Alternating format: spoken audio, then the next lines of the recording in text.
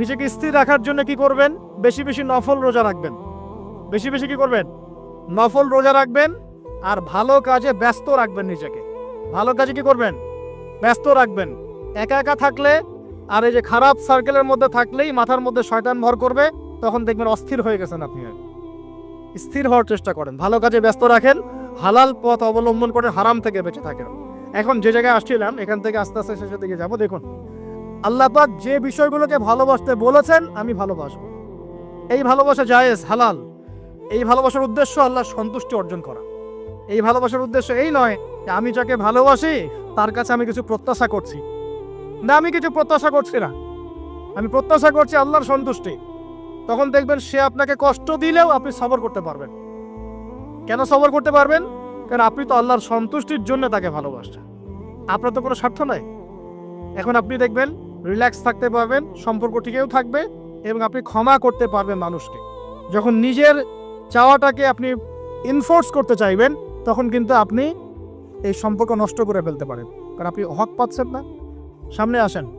এবার আমরা কি ওয়াদা করতে পারি যুবক ভাইরা, ইনশাআল্লাহ তাআলা আমরা হারাম পথে যাব না, হালাল পথে থাকবো?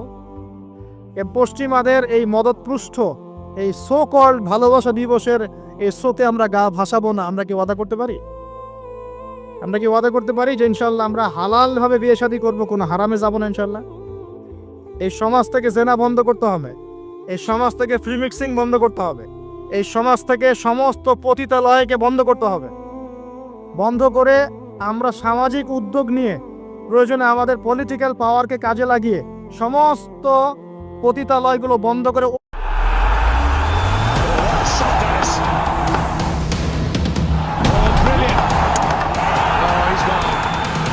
Watch DP World Asia Cup 2025.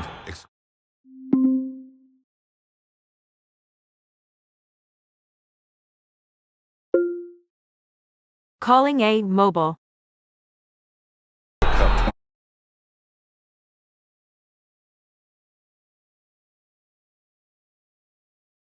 Cup 2025 exclusively on Stars Play.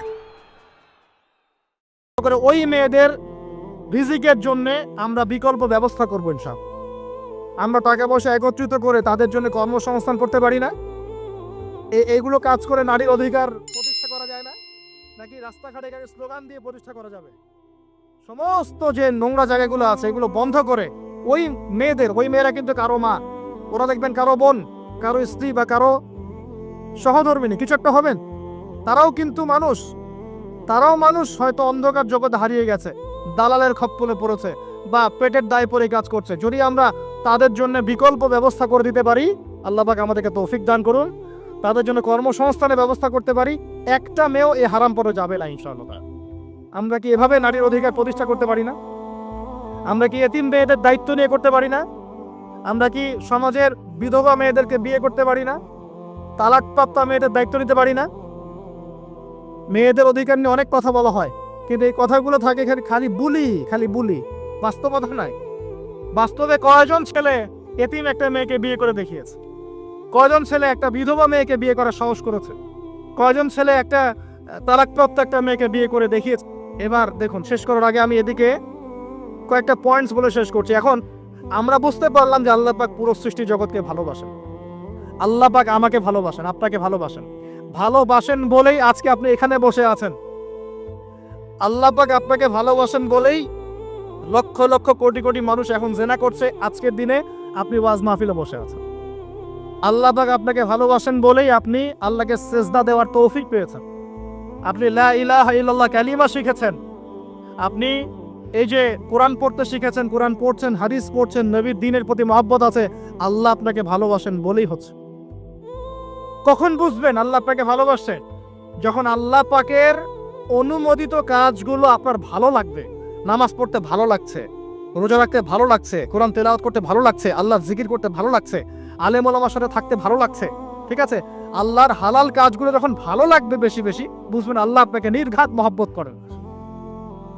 আর যখন আল্লাহ পাকের নিষেধগুলো, হারাম, মদ আমার ভালো লাগে না, জেনা ভালো লাগে না, আমার খারাপ জিনিস দেখতে ভালো লাগে না, খারাপ শুনতে ভালো লাগে না, বুঝবেন আল্লাহ আপনাকে ভালোবাসেন। আর যখন দেখবেন খারাপের পিছনে আপনার ঝোঁক বেশি, দুর্নীতি করতে ভালো লাগে, সুদ খাইতে ভালো লাগে, ঘুষ খাইতে ভালো লাগে, কাউকে ঠকাইলে মনে হয় আমি স্মার্ট হয়ে গেলাম। হ্যাঁ, মানুষের টাকা আত্মসাৎ করতে ভালো লাগে, নামাজ না পড়ে ঘুম দিতে ভালো লাগে, ঠিক আছে, রমজান মাসে বিড়ি টানতে ভালো লাগে, ঠিক আছে, মেয়ের সাথে যে টাঙ্কি মারতে ভালো লাগে, তখন বুঝবেন আল্লাহ আপনাকে এখনো ভালোবাসেন বা আপনি আল্লাহর ভালোবাসা পাওয়ার যোগ্যতা হারিয়ে ফেলেছেন। আল্লাহ পাক আমাদেরকে বোঝার তৌফিক দান করে। এখন আসি, আল্লাহ পাক এবং তার রাসূল আমাদেরকে এমন কি কি কাজ বলেছেন যেই কাজগুলো করলে আমরা সরাসরি আল্লাহর ভালোবাসা পাবো ইনশাআল্লাহ। জানার দরকার আছে কি নাই? আমি অল্প কয়েকটা কাজ বলে শেষ করছি। এক নাম্বার, আল্লাহ এবং তার রাসূল আমাদেরকে জানিয়েছেন আমরা যদি তাওহীদের উপর থাকতে পারি, একত্ববাদ, লা ইলাহা ইল্লাল্লাহ, আল্লাহর ভালোবাসা পাবো ইনশাআল্লাহ। যে ব্যক্তি শিরকের পাপে লিপ্ত আছে সে আল্লাহর ভালোবাসা পাবে না, যতক্ষণ না সে তওবা করে ফিরে আসছে। অতএব আল্লাহর ভালোবাসা পাওয়ার জন্য এক নম্বর কাজ কি ভাই? আল্লাহর তাওহীদের কালিমা লা ইলাহা ইল্লাল্লাহ এর উপর থাকা, শিরক বাদ দেওয়া। শিরক সম্পর্কে জানার জন্য একটা বই পড়েন, কিতাবুত তাওহীদ। কি নাম বললাম? কিতাবুত তাওহীদ। একটাই পড়েন, দেখবেন ইনশাআল্লাহ শিরক কাকে বলে, কত প্রকার, কি কোন কাজ করলে শিরক হয় সব জানতে পাবেন ইনশাআল্লাহ।